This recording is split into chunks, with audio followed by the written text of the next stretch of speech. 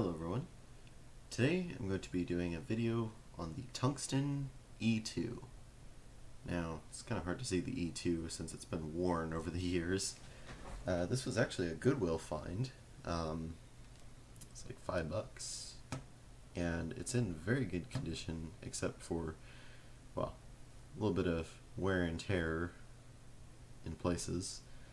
The stylus isn't made for this, and on the back there was a sticker plastered over all of the precious information, which obviously should be visible as it kind of helps for this device. So as you can see, this is the Palm 1 Tungsten E2. It is a PDA released by Palm, obviously. It was released on April 13, 2005, and replaced the Tungsten E. It has 32 megabytes of inbuilt non-volatile RAM, meaning you don't lose your stuff when you turn it off, unlike its monochrome counterparts. It's got a 320 by 320 display, transflective TFT color display. It's got a 200 megahertz Intel X-Scale processor, which is essentially ARM, and it runs Palm OS 5.4.7. It's also got some extra goodies, such as a very out of focus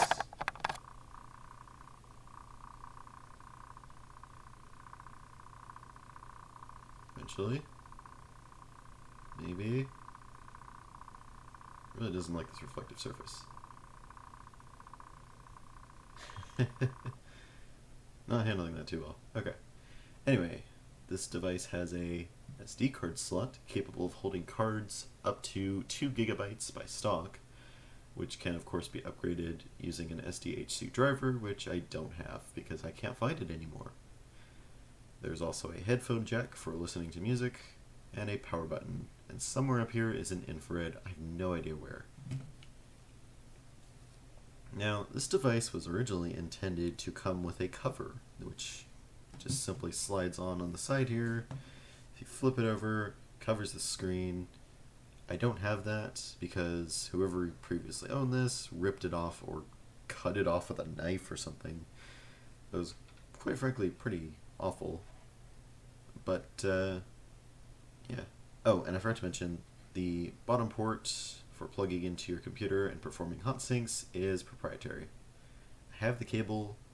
It's not a standard, well, it is USB on one end, but it's this weird thing on the other end. So we're going to be taking a look at this little PDA and see what exactly it can do. So go ahead and power it on here. Now, I've already, let me turn off the light here, make it easier to see the screen. I've already gone through the trouble of calibrating this thing, as that was quite the nightmare. It's not as bad as some devices I've used, but you have to push down pretty hard to get the device to even read your touches. Definitely very thankful for the capacitive screens of today's day and age, as this is a resistive touchscreen. It's an alright one though for what it is. So let me get the camera focused here, because it's actually pretty precisely focused. There we go. That wasn't much different. Anyway, we're going to go through some of the built-in functions of the device, as well as some apps I put on here to do other things. So let's go through the quick tour real quick. As you can see, quick tour, we have a feature overview, which should give us a little bit of a better idea of what we can do with this device. So it's got a high resolution screen. I don't think 320 by 320 is considered high resolution anymore, but back in the day this was pretty good. A 5-way navigator, which, in case you didn't know, is also called a direction pad, or D-pad. A multi-connector for USB sync cable. Got an expansion card slot. That's something I forgot to mention. Although this is holding an SD card and can hold SD cards It can also hold SDIO devices such as a Wi-Fi card, which I don't have. It's also got a headphone jack for listening to music and a power button, exactly how I described it. And of course, the buttons. Home is a fast access to your most important info and applications. The menu is to access the menu, quite exciting. Favorites, search, yeah. Contacts, calendar, they're talking about the physical buttons now. Tasks, notepad. Did that just take me out of the... Huh?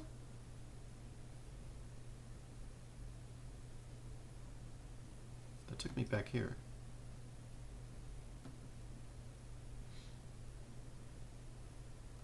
Is that supposed to do something else? Did I hit a button by accident? Going through this. Ah, here we go. Use the hot sync process and quick install to manage your data at a computer where you've installed the software that came with your product. Yes. In order to put software on here, at least the normal way, you have to use a computer, hot sync, and either a cable, Bluetooth, or infrared. There's no SD management software on here by default, although you can view pictures and stuff you've stored on the device. If you want to install custom applications, though, you can actually just stick them into a folder and then copy them over yourself. Be productive. You can view Word, Excel, and PowerPoint files in their native format using the Docs2Go installed from CD. Also, create and edit Word and Excel files on the device. No conversion needed. That's quite a bold claim, considering we're using the DocX format now, and it's not even compatible with older versions of Word. With RealPlayer for Palm 1 included, and an SD card sold separately, you can enjoy your favorite MP3 and real audio files anywhere, view and carry photos and videos. Yeah, RealPlayer, that's not something I would associate with quality, but for this device it's all you get, unless you install a third-party app. Built-in Bluetooth wireless technology lets you easily connect to compatible Bluetooth-enabled phones, computers, handhelds, and more, sold separately, obviously. Unfortunately, I haven't gotten the Bluetooth functionality working on this. It does work, but I can't get it connected with anything like my modern smartphone, so it's basically useless to me. However, it would be neat if I had two Palm devices with Bluetooth built in and I could interface between them, but that's for another video. Storage. With 26 megabytes of available flash memory, your device has plenty of capacity for docs, photos, and more. Yeah, 26 megabytes. That generally wouldn't even hold a modern day photo, at least a 1080p one, or 4K, whatever you're shooting your photos at. Thankfully, it does support cards up to 2 gigs and higher with SDHC. Always safe. Back up your applications and data by synchronizing. Flash memory means your data is safe even if you don't have time to recharge your device. And that's actually pretty damn nice. It's what differentiates this from the monochrome and earlier Palm devices. And it's quite frankly one of my favorite features, as I'm tired of having to reinstall apps on my handspring.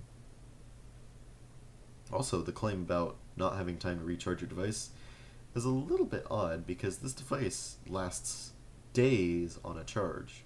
Like, I've put this thing down at the beginning of the week, picked it up at the end of the week, and it still had charge, which may just be because it doesn't consume that much power. Increase memory with SD and multimedia cards sold separately. Share and backup info, listen to MP3 files, and add new applications. Interesting. I don't know what a multimedia card is. Oh, MMC, duh. Was it the other brand of SD? I don't remember. Some weird format. Now, this would take us through basic skills, how to use Palm, Let's check out wireless real quick. Connect wirelessly with Bluetooth wireless technology to compatible GSM mobile phones, computers, printers, handhelds, and more, sold separately. Synchronize, print, and connect to the internet without cables. ISP and data service required. Bluetooth Manager provides you with a one-stop location to configure and manage the Bluetooth features of your device. Select it in Favorites. Yeah. So this goes over all the different features, which we're going to be going over anyway. So let's just exit out of that. So let's go into Bluetooth. Has some basic information here. You can turn Bluetooth on and off. You can search for devices, and you can connect to a network service through your phone if it is old enough or compatible enough for this device. Unfortunately, this doesn't do me much good, so I'll demonstrate that in the future if I can find a computer old enough or has, I guess, correct software for this. Let's look at the calculator. And unsurprisingly, it's a calculator.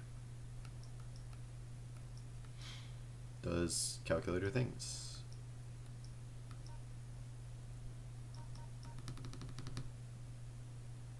Right, that was exciting. Let's move on. So the calendar is where you can create tasks and appointments. If you've used a Palm device before, this is not a surprise. And of course, you can create a task and use graffiti to write out a task.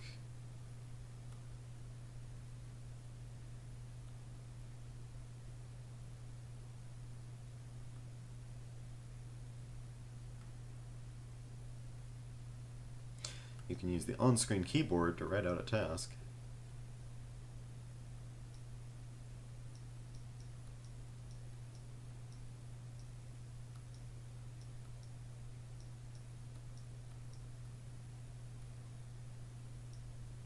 Yeah.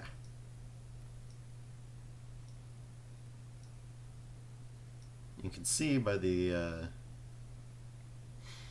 sort of hard presses on the screen that this isn't a very responsive display.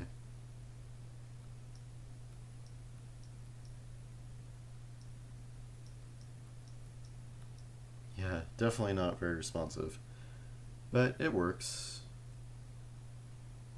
So we have a task now. We can press this button.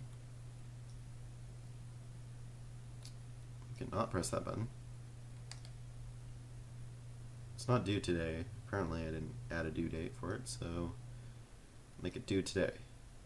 Is it due today? It is due today. Congratulations. You can also set up appointments. We won't be doing that because, quite frankly, it's pretty annoying to set up appointments. Anyway, we can go to card info and see that the SD card is labeled untitled. It is a 2 GB SDV2 Class 4 card. The Class 4 is correct. I don't know what SDV2 is. And it says 730.2 megabytes is free of 1881.7. Now that's not true because I have a recording on here which is about 900 megabytes in size. And with a 2 GB card, that would only leave about a gig free. So that's not very accurate. I think it may be because that file can't be played on here, so it's not even going to try and use it. I don't know. It also shows it's made by Toshiba, which I believe is correct.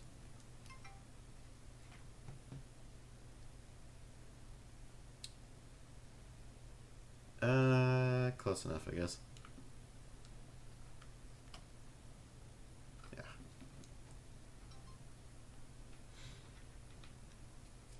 And shows device ID. I don't know what this means. It's something. It's probably information about how it's formatted. Interesting, there's a section if you had 2 cards installed, if there's a device that supports that. Definitely not mine. Contacts. So we have 2 example contacts here. We have accessories, Palm 1 ink. Protect your investment and get more done with genuine Palm 1. Accessories. Oh, okay. Dialer. So this is interesting. if you have a modem or a Bluetooth enabled phone connected, you can actually dial a number here and hit dial.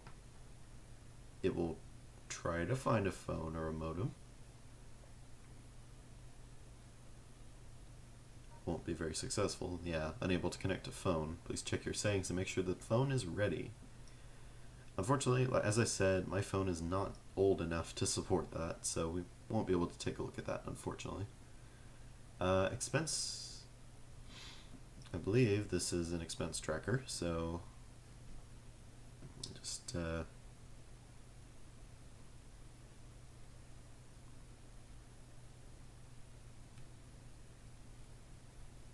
graffiti working at its finest here.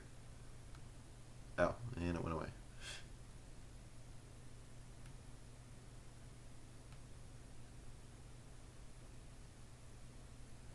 Expense type, incidentals. Oh, incidentals. There we go. So I accidentally spent I purposely spent $5 on an incident. I don't know.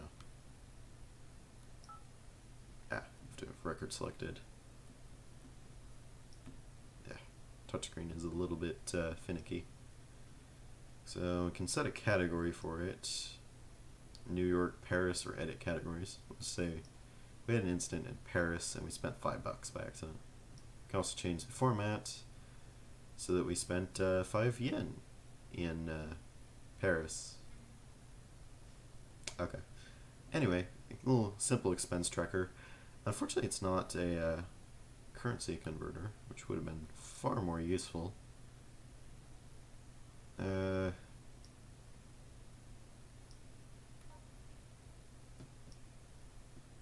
Yes, no. You can set a custom currency, but doesn't seem to adjust it for any different zones or currencies. We can go to favorites.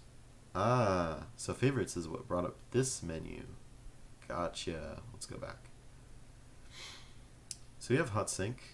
Unfortunately, I'm not going to be showing off HotSync because I don't have it installed on any of my computers due to it being a fairly old software, fairly obsolete, and I just don't want that taking up my disk space.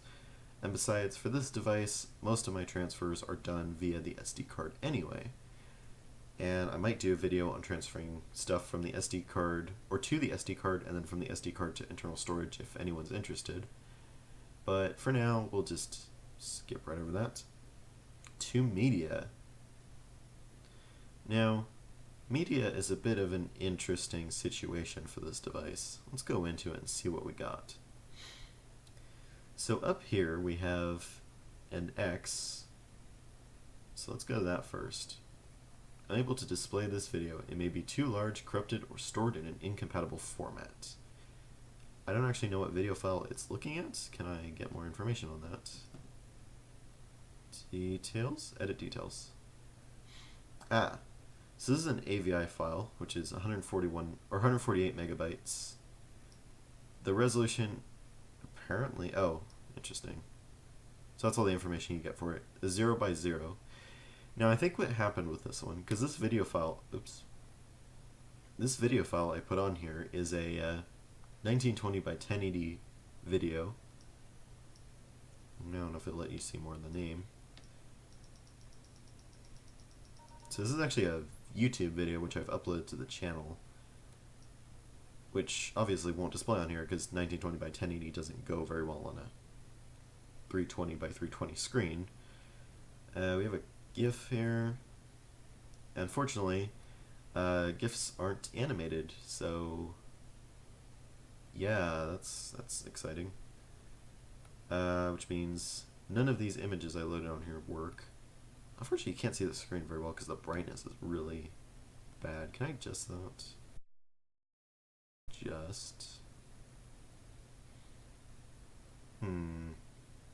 This may be a trouble. Maybe a trouble. Wow.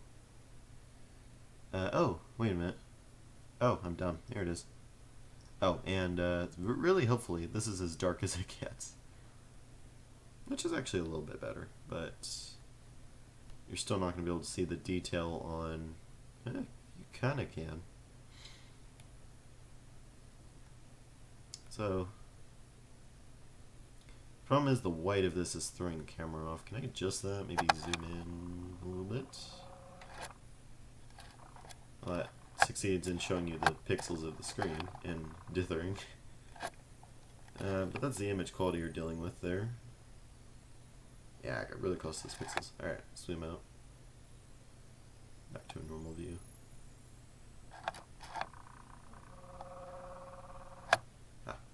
Better. Alright.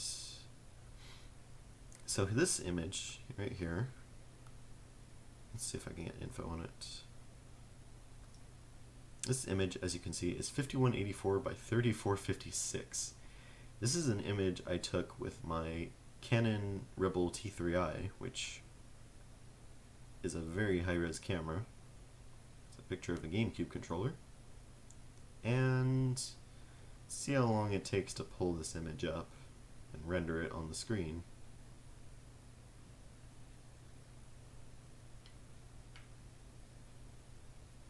There we go. There's our controller. Oh, well, that was exciting. Can I do anything? I can rotate it, I can draw on the picture. There's no zoom or, oh, there's scrolling, but there's no zoom or anything like that. No multi-touch zooming functionalities on this. You just tap it and it goes away.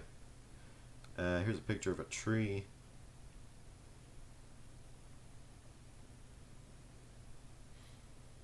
It was actually the tree outside my apartment complex when I first got my camera, and I was trying to figure out how to use it.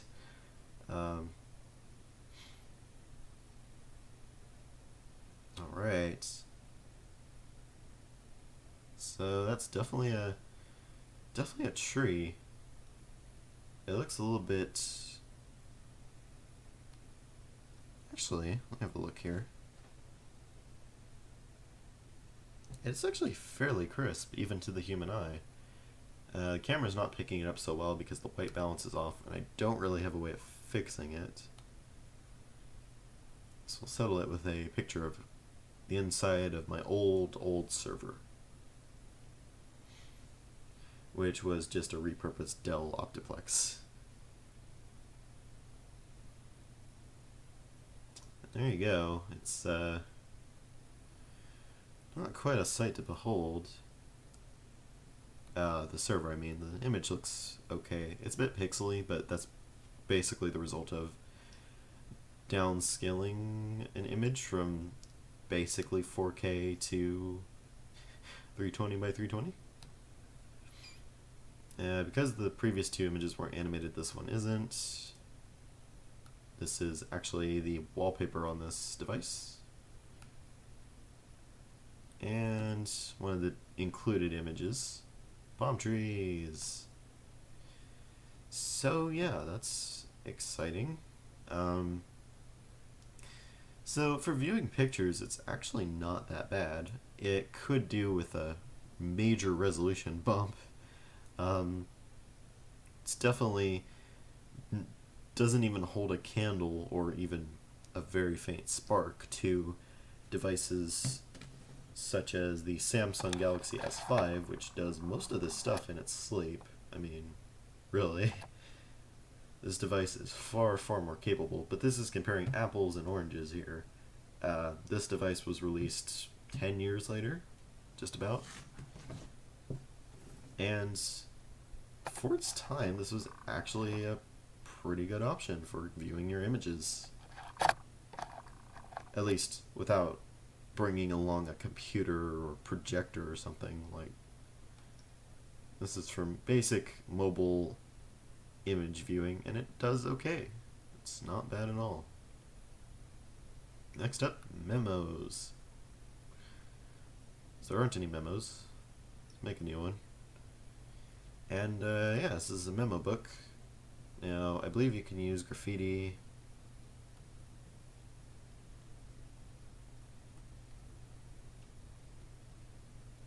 Yep.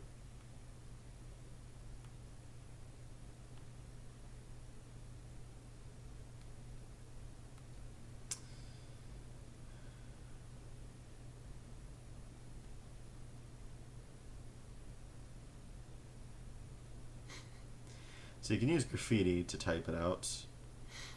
You can use the on-screen keyboard to just... yeah. It's actually harder to use the keyboard. Or, if I remember correctly... okay, never mind. I thought you could also just draw on the pad, but apparently not. But it could be because it turns it into text here, so it's kind of hard to translate an image into text there. But you can create memos pretty easily. There's also a notepad, which is actually what you write on, so just write on the screen to make a quick note. What should I write? Keep it simple. Just a really shitty heart. Can I try that again? Let's try that again. Can I do that? Now, can I erase? Eraser. Just wipe it clean with the really, really inefficient eraser. I would have been better off just clearing it and trying again. That's also an eraser. Can I get at the pen, please? Thank you. That's as good as I'm going to get. I do better on 3D, actually, in VR. But not the point. We also have preferences, which you've seen. Allows you to configure basic stuff like date and time, in case your battery dies. This pops up when you turn the device on. Although it does keep the stylus configuration and calibration in the non-volatile RAM, so you don't have to configure it each time you lose battery, which is awesome. Anyway, we also have time and date formats, which we don't really mess with. You can configure graffiti and fine-tune characters.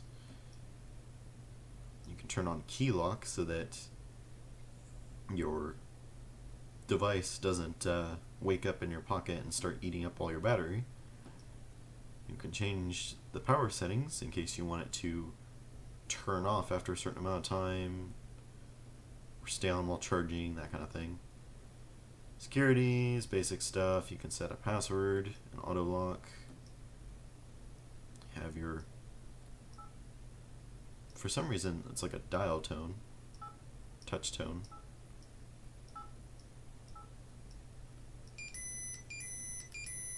And classic alarm sound, which honestly hasn't changed even on the older devices. It's been the same over the years. You can turn on right anywhere on screen, which is pretty neat, but we won't be messing with that. And a bunch of other options which don't really matter that much for this. RealPlayer we're going to skip over for now. I don't actually have any music on the card because I forgot to put some on there. Tasks is literally duplicated from the calendar, so... Web, unfortunately, as much as I would like to show you the World Wide Web on this wonderful device, it's not going to happen because I can't get internet on here. If I can find a way, maybe get the SDIO adapter and set up a WEP network for this, I will. But for now, we're going to have to take a miss. Here's the world clock for Dallas, which is actually not that close at all, but the time is actually correct, which is surprising. It's also got the time for Tokyo, which is pretty nice. Got a nice little world clock going here.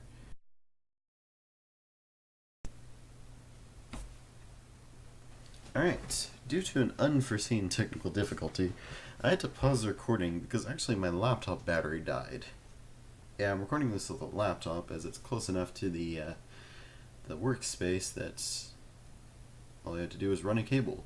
But anyway, as I was saying before I was rudely interrupted, you can set world clocks for all kinds of different areas, like Beijing, London, Minneapolis, Montreal, New York, like whatever location you want, you can have a world clock set for it. So if you're in Tokyo, for instance, or Rio de Janeiro, something, I don't know. The point is you got world clocks, and that's pretty damn nice. Especially when your typical flip phones of the day probably wouldn't have that. I mean, I guess they would, but if you're using a pocket digital assistant, that is what PDA stands for, you should probably be using this anyway. And it's convenient that it's built right in. You don't have to install any applications. It just works. So, now that we've covered nearly every built-in app, let me go to RealPlayer and see what we got. Insert memory card with playable songs.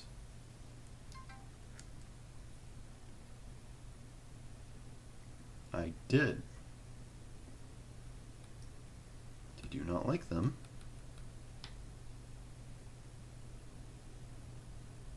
So, a quirk with this device, it doesn't like things. Let's see if I can at least show you how this is.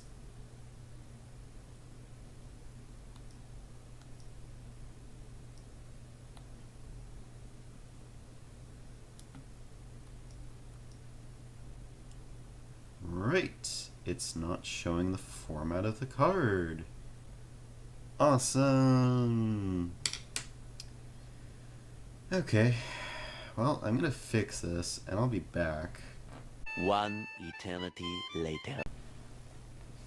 That's better. Alright, so now we're actually seeing the format of the card. I just had to go in Windows and do some check disk magic. Now, if we go to RealPlayer and go to Songs, I just did. Do you not like the files on this card? Let me check it again. Untitled, 2 gig SD card. What else do you want? Do you want me to put them on the root of the SD card? Because I can do that. Here we go. This is how I have it laid out. I conveniently made a pictures folder and then couldn't use it because the device decided that pictures go in DCIM instead. I could bet it's the same situation with music. As you can see, I have quite a few songs here. I have a mod file, I have MIDIs, I have OGG, MP3s, and WAV files. I don't know if any of these are going to work. We'll just move those to the root, because I assume that's what it wants me to do. I don't really know how else to get those files working, unless I transferred them with HotSync and had it config. Is it done? Are you finished? I believe you are. Okay, so let's give this thing a go. Get the right stylus, get this palm off to the side. RealPlayer. There we go. So now we have a whopping 2 formats it supports. Cool. So we can listen to a 256 kilobit per second MP3.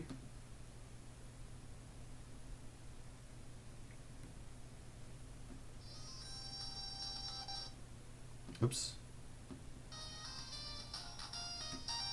Start that from the beginning.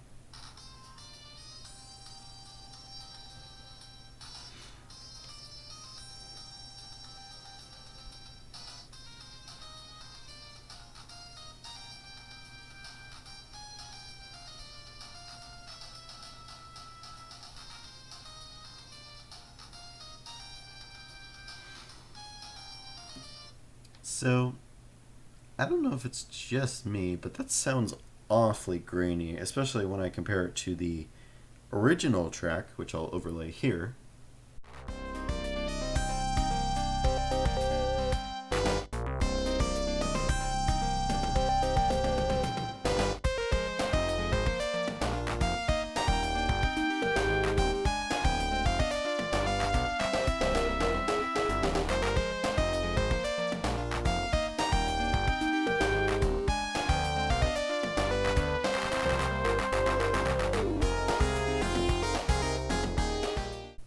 Alright, it's probably enough time. I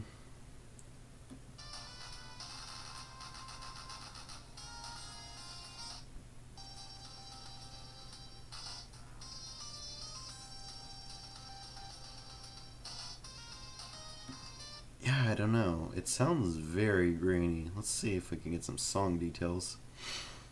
Well, it successfully identified it as a 256K MP3, 1.3 megabytes, and the other info. The title is Aquatic 256 kilobits per second. Congratulations, you guessed the format. Let's try a 320 kilobit.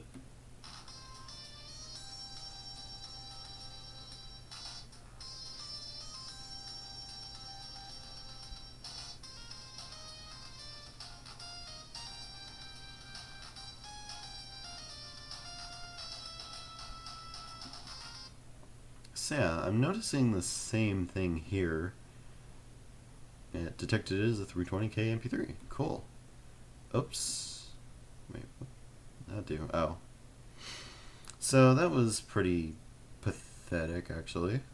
The question is, where are my other files? Because I had more than just the 2 files on there. I had a MIDI on there and a bunch of other things. And it didn't seem to even look at them. So we have a WAV file right here, which it definitely should be able to play, I think. It's archived for whatever reasons. Maybe I have to unarchive it. Are these archived? They are. I think archive is just something that Windows sets on these all the time, but it usually doesn't affect playback.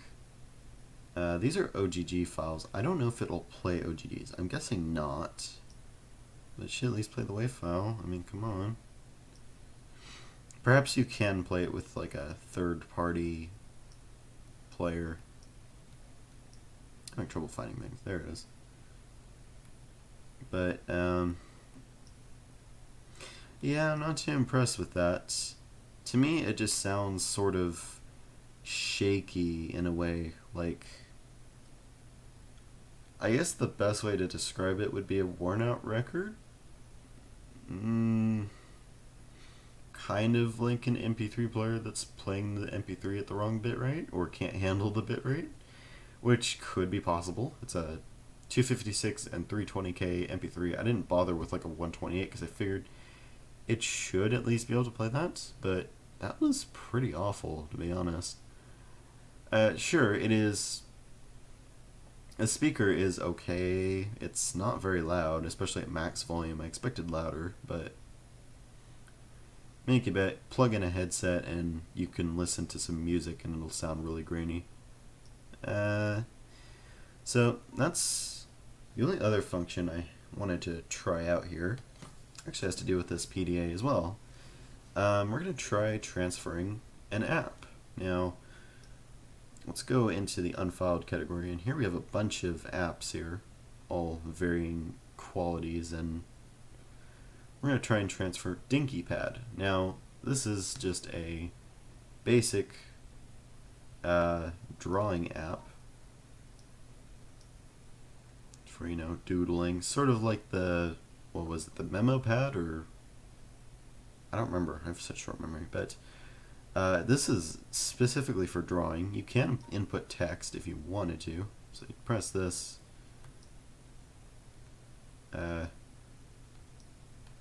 enter text, and then I guess you, I don't know what that does. Anyway, yeah, you can just draw on your screen. It basically turns into a notepad for you to scribble on, and you can change the page. Nope, you can change the pen size.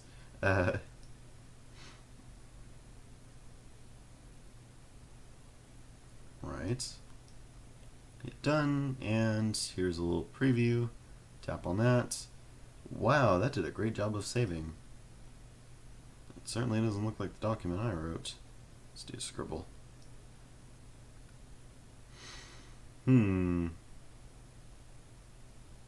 It's looking good, guys. Looking good.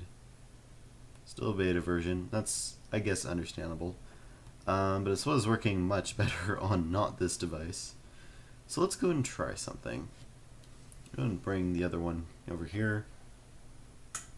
Turn on the light. Unfortunately, this will make this one basically impossible to see. But I can cover it with my hand a little bit, and you should be able to see the screen. let's go ahead and set this one right here. Now with this the handspring, there's an infrared port right here. So what I'm going to try and do is show off the beam technology at its finest. So I'm going to go up here, hit send, that's not what I meant to do, hit beam, and we have a bunch of apps here, a couple of which we don't seem to be able to beam. Copy protected apps and databases cannot be beamed. I'm sure there's an app you can get to unlock these, but anyway, we're just going to focus on DinkyPad because that's pretty easy. So position this palm over here above this one, hit beam, and can't see it, but over here, do you want to accept DinkyPad into applications? So if we tap yes, it's now loaded into memory and available on our home page. Let's see if it has the same issue on a proper palm. I mean, this isn't even a proper palm, but hey, look at that. It managed to actually keep what was drawn on the screen, as opposed to this one, which doesn't seem to want to keep anything. Yeah, no. I think it's the screen resolution is throwing it off, because this is a 320 by 320. I believe this is a 160 by 160. So it could be this app was only designed to save 160 by 160 documents, and the conversion's throwing it off? I'm not too sure. There's no way to beam the actual documents over, so unfortunately we can't really check that. But I mean, on here it's working just fine, so I believe that is an issue of the app was not written for this device. It's written for this one. Not surprising. Anyway, let's turn off the light and get back to this device, the main focus of the video, and we'll do a few more apps. Okay, so due to an unexpected recording problem, I ended up having to restart OBS because my Elgato decided to stop working. That's fun. But let's get back to this anyway. This game, in case you couldn't guess, is a Tetris clone.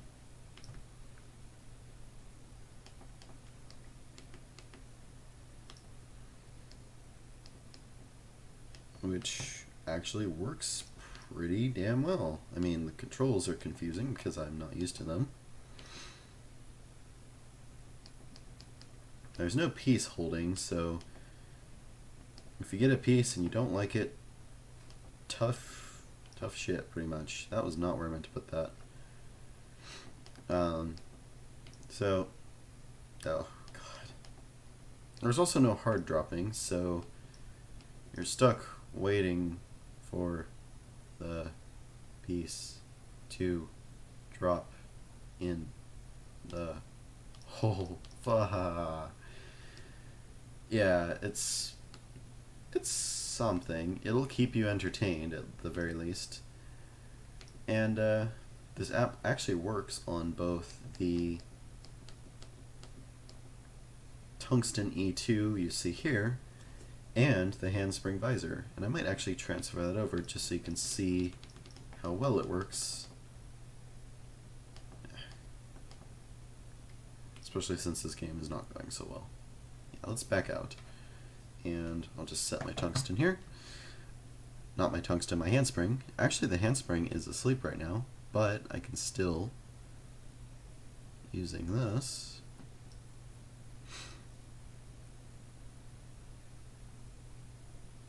okay, so it doesn't work when it's asleep.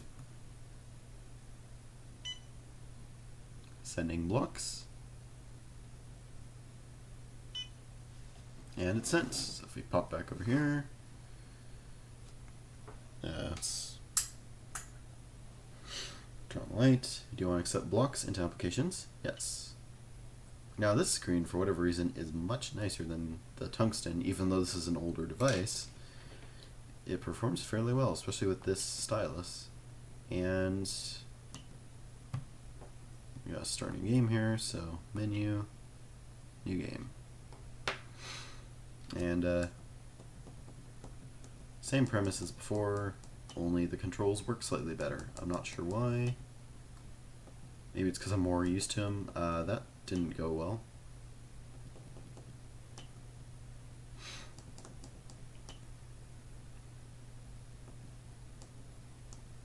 But it suffers the same problem of you have to wait for the piece to drop, and it takes a very long time. But this game does work, and it's playable, and it's something to keep you entertained if you're in a meeting and you're really bored, or you're just overall bored, want to play with a Palm Pilot. This is your software here.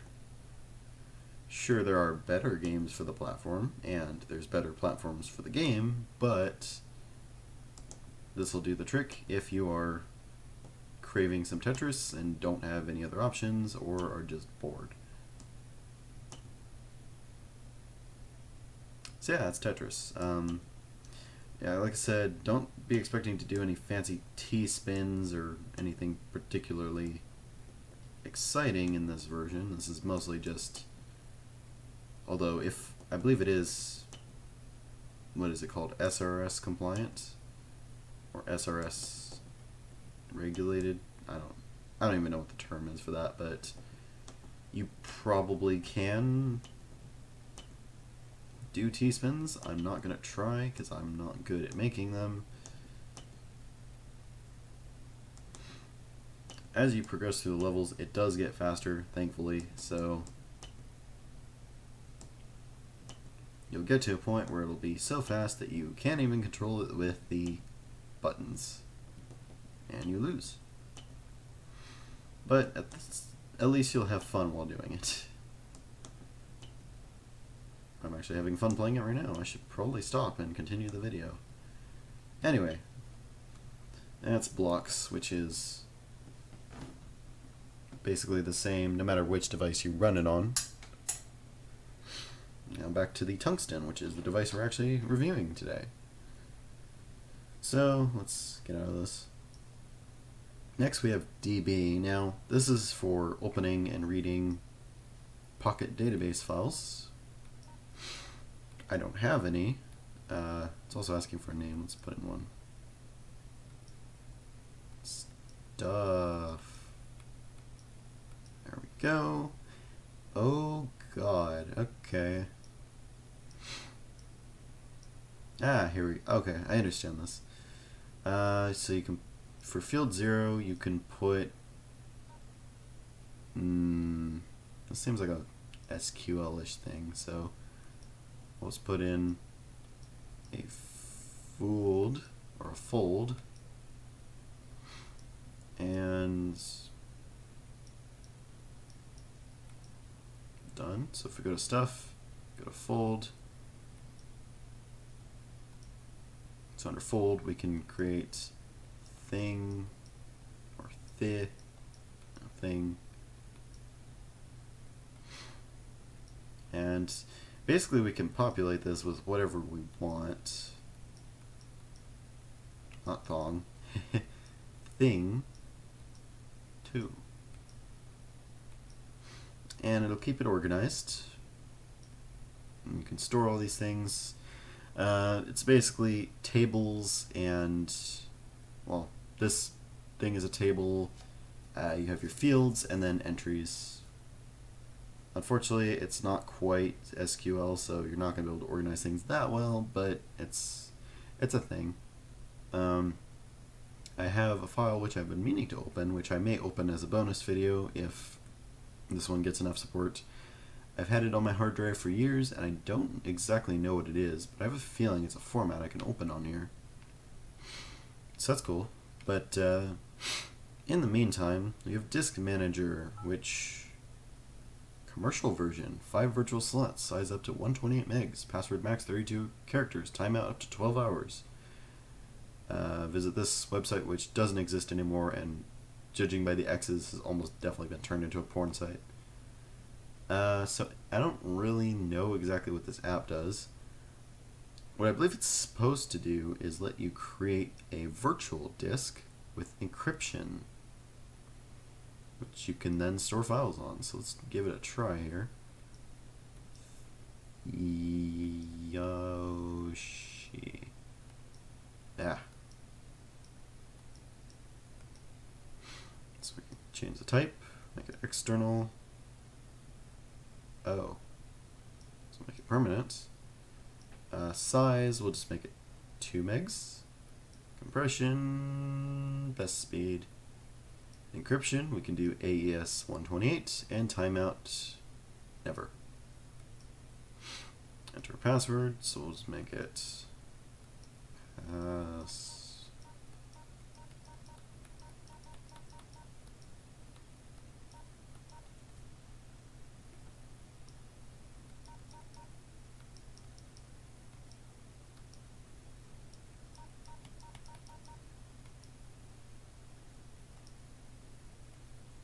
I guess it can only be 2 digits? I don't quite understand that. Alright then. Would you like to format the external device? This will erase all data. No. No, no, no. How do I take that out? Because I don't know what I'm doing, clearly. Help. Please select unique name for all slots so you're not confused. It's a little late for that. Okay, so it is a virtual disk. Let's remove this slot.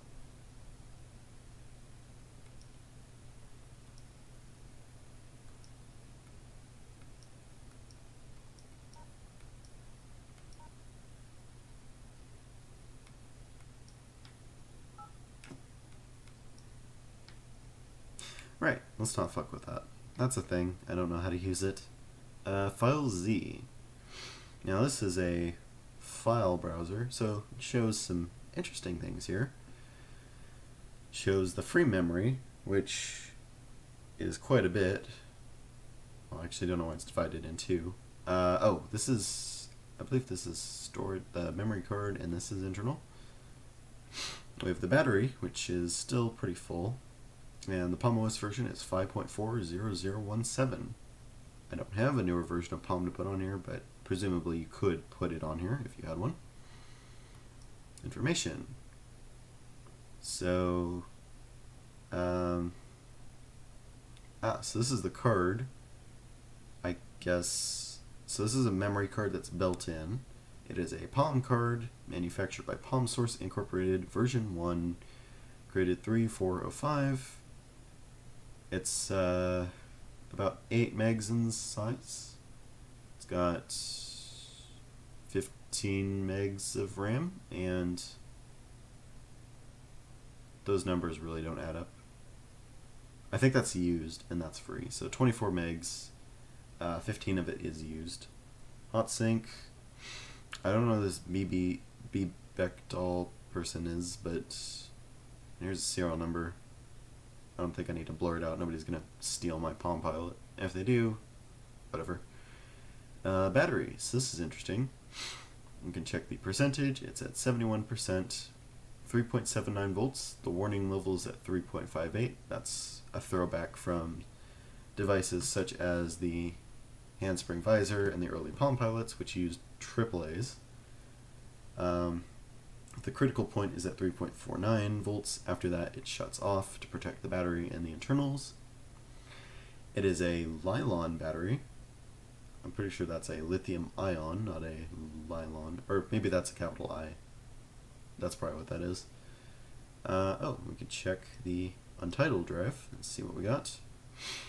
So, volume label is untitled. Media type is SDIG. Don't know what the IG part is. VFAT, I believe it's FAT32, so I don't know what that is either. Driver creator, FATF, mount class libs.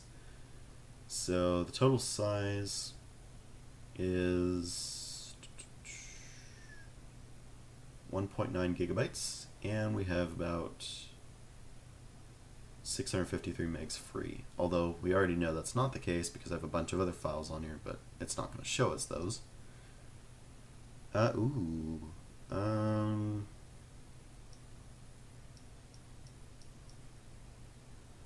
a lot of things I don't want to mess with.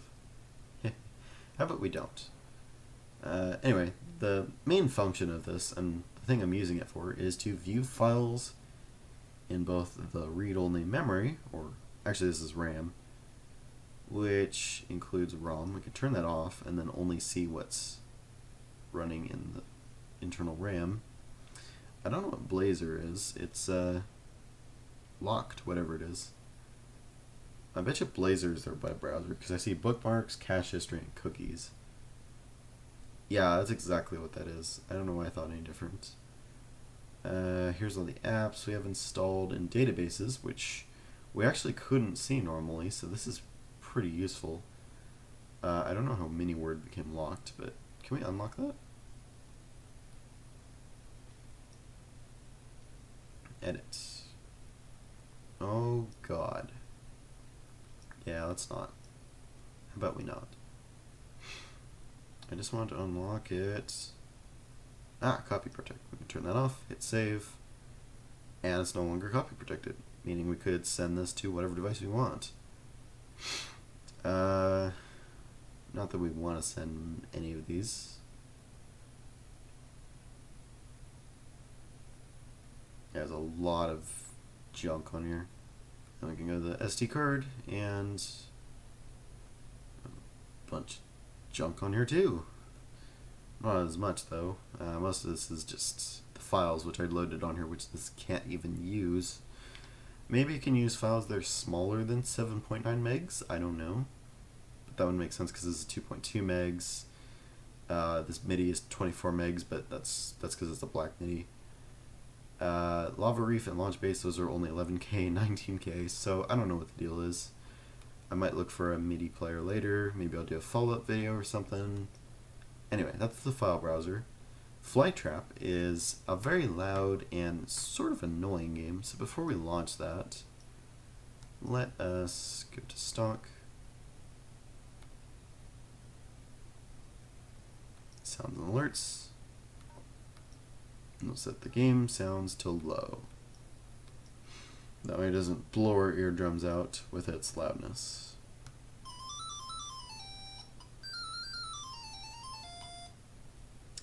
Alright, so let's go to stock. Crafts.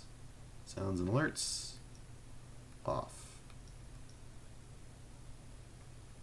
So I take it back, the speaker is plenty loud. Alright.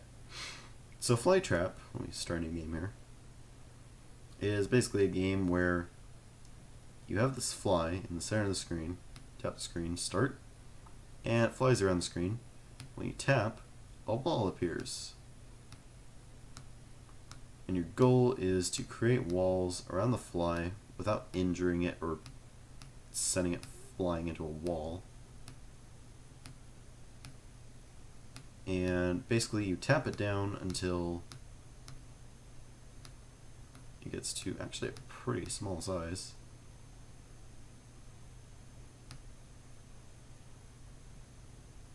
You get out of the corner.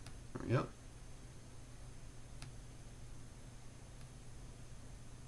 And we got it. So your goal is to capture the fly without injuring it. It gets progressively more difficult as the walls get more and more complex. For instance, now we're creating 2 walls by tapping instead of just 1. The fly movement gets more erratic, and I killed it by accident. I don't really know what the variables are for whether a fly dies or not, but I could just... so it's if it gets injured too much, so we'll just like...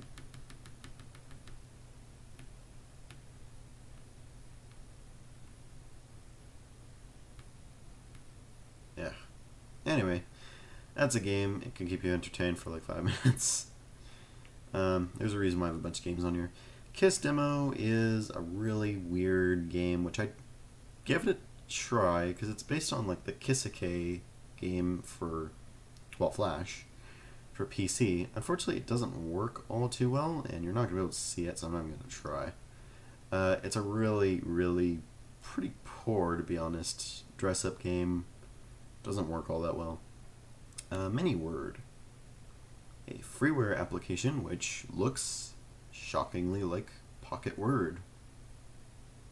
So let's create a new document here, and you actually give it document names. So thing,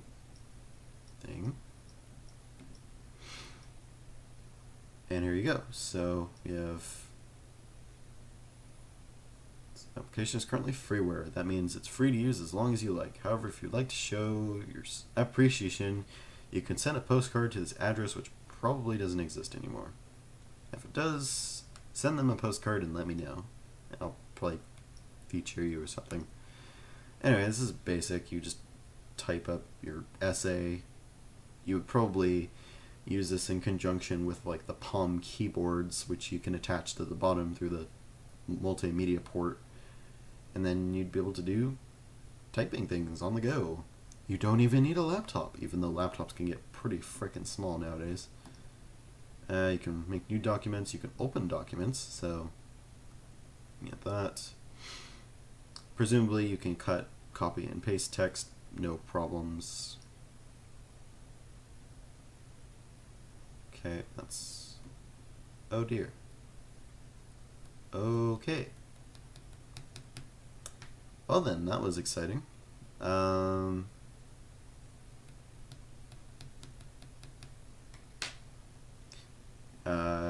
Time for a reset.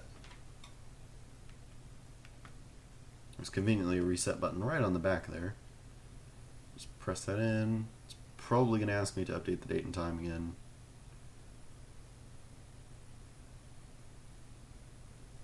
Which is annoying, but still better than losing all your data. Yeah, that's close enough, whatever. I actually don't care. Yeah, so we still got all our data. So yeah, that's MiniWord. It's basically just a little pocket word clone. NecoCat is the next one. Actually, our battery dropped significantly. This is a little, basically just a time waster. So you tap the screen to pop down like a bird. It eats the bird. Put down another one. You can put more than one. You can just like chase around. Hit the info button. See. So yeah, it's made by Laurent Duval. I'm sorry if I pronounced that horribly wrong. So it's basically just a cute little cat to play around with. Put down a mouse, runs, eats the mouse. Put down a fish, runs and eats the fish. It's sort of like a Tamagotchi, except a much, much, much less effort to take care of. You could also donate, but you have to go through their website, which probably doesn't exist anymore. So let's go to options. So here you can adjust things like the sleep speed, the yawn duration, scratch, eat, wake up, and speed. It doesn't do a whole lot. I mean, the cat just runs around and eats whatever you put down, and then falls asleep. Cool, I guess. Like I said, it's more like a novelty thing, you know. You would probably just check on your cat while you're in meetings, feed it fish and stuff, and then go back to not paying attention to the meeting. Anyway, moving on. I have a port scanner on here, which I unfortunately won't be able to use because I don't have the Wi-Fi SDIO card, so I don't even know why I bothered installing it, but let's just open it for shiggles. Powered by HP++, evaluation version for non-commercial use only. Peter Holmes. That sounds familiar. So you enter an IP here. We'll just do tap to enter an IP. Wait, is this? No, this is part of the text box.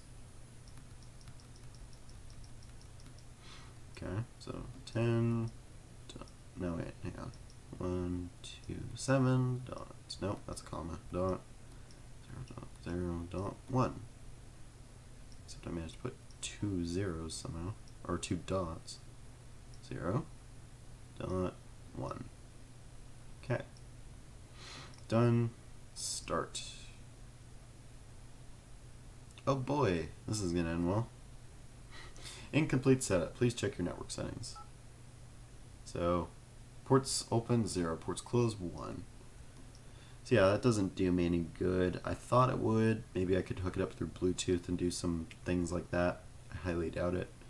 Doesn't do me that much good anyway, because I could just get an app for Android. Why is my battery gone up again? I swear that was lower. Weird. Anyway, let's go to SF Cave, which is made by Sunflat. And this is, in essence, a sort of Flappy Bird-ish game. Maybe a pre-Flappy Bird, if you will. Basically, you have to guide this line through the cave without hitting walls. If you hit a wall, you explode violently and die. Hey, I got a new high score. So yeah, don't hit the walls and you won't violently explode. That's basically the summary of this game. It'll definitely keep you engaged, that's for sure.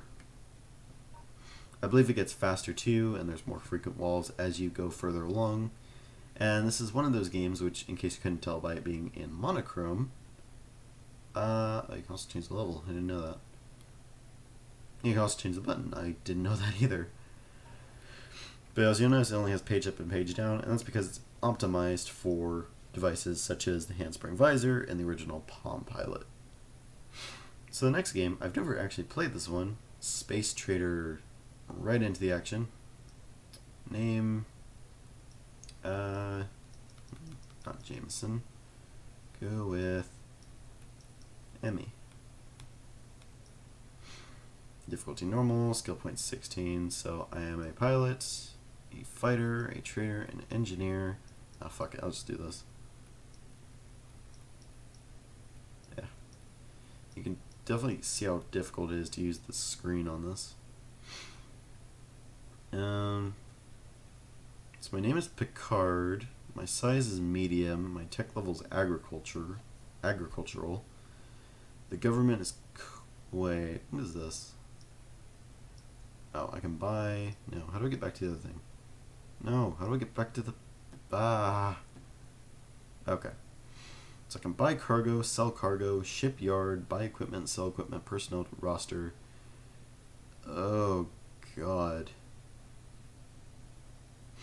This seems like a strategy game. Cool. Alright. So, yeah, this is basically your strategy game. You buy food, water, furs, etc. You sell them, you work your way up through the economic system. I assume you get into fights occasionally? Maybe? Quests. There are no open quests. Ship. Type NAT. Equipment. 1 pulse laser, unfilled, 1 gadget slot. So this seems almost like a game you would play on a BBS or something, like a door. The problem is I was never quite into this sort of thing. Oh, Picard is the system? What? I don't understand this game. Oh, okay. This is Star System. So Star System Picard, size medium, tech levels agricultural. The government is communist. The resources nothing special. Police are abundant and pirates are moderate. System is currently under no particular pressure. So we can hire a mercenary for hire if we want to murder somebody. But we can't. Yeah, okay, here we go. So we can jump to different star systems. Okay. Opponent attacks. Attack. Hit the pirate ship. Attack. Missed me. Missed me.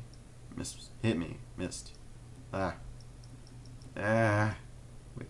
Oh. Okay. I achieved a score of 1.0%. Congratulations, I made the high score list. I was killed in a day worth 9,884 credits on normal level. Awesome. So, this seems like a game you would play, like, strategy-wise. You'd come back to it from day to day, sort of like BBSs and stuff like that. I wonder if there's any sort of multiplayer or connectivity to be had for that game. Not particularly my cup of tea, to be honest. And the last app I have on here is Speedy, and this is the same person who made Sysinfo, Isabasic, Pompulus, and Necocat. Neat. So let's see. So the Pilot Pro scored a 74, the VX scored a 100, the M505 scored a 155, the Tungsten T scored a 545, the Tungsten C scored a 2000, and this scored a 993, so it's below the Tungsten C but above a Tungsten T.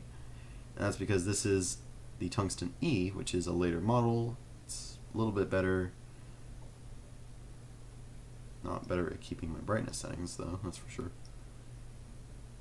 You can do that in percentage. Doesn't make a difference. Actually, it kind of does. Oh, that's megahertz. So this is almost a gigahertz. That's a 2 gigahertz tungsten C right there. So I'm curious then. Let's do a little thing real quick and segue into the next part of this little review thing.